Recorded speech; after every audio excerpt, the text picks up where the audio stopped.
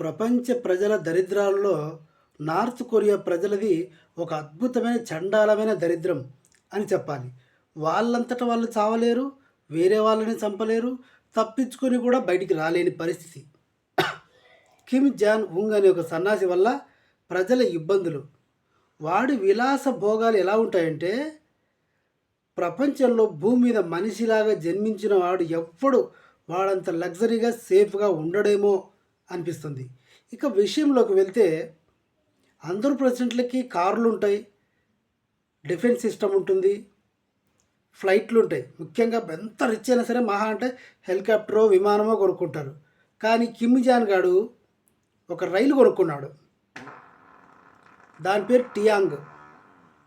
ఈ టియాంగ్ రైలు కోసం ఒక రైల్వే స్టేషన్ కూడా ఉంటుంది. గంటకి 60 కిలోమీటర్ల కంటే ఎక్కువ స్పీడ్గా ఈ ట్రైన్ వెళ్ళకూడదు. చైనా దేశంలో మాత్రమే తిరుగుతాడు. గంటకి 60 కిలోమీటర్ల స్పీడ్ ఏంటి, ట్రైన్ చాలా స్పీడ్గా వెళ్తుంది కదా అని మీరు అనుకోవచ్చు.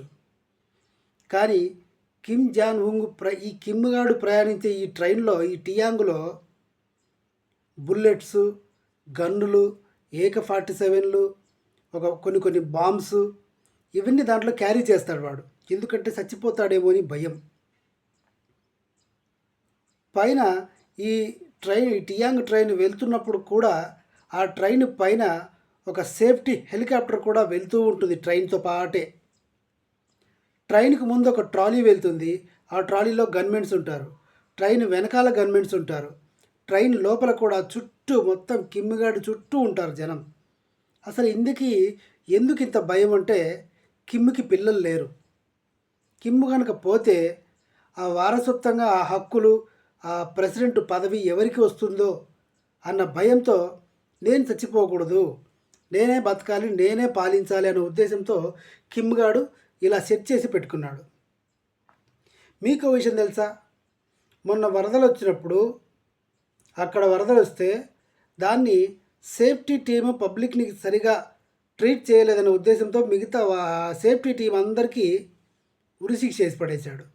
ఇది కిమ్గాడి బుద్ధి. మెయిన్గా ఈ వీడియో ఏంటంటే, టియాంగ్ అనే ట్రైన్ వీడికి ఉందన్నది నేనైతే షాక్ అయిపోయాను. మీకు కూడా నిజంగా షాకింగ్గా అనిపిస్తే వీడియో లైక్ చేసి సబ్స్క్రైబ్ చేయండి. Thank you.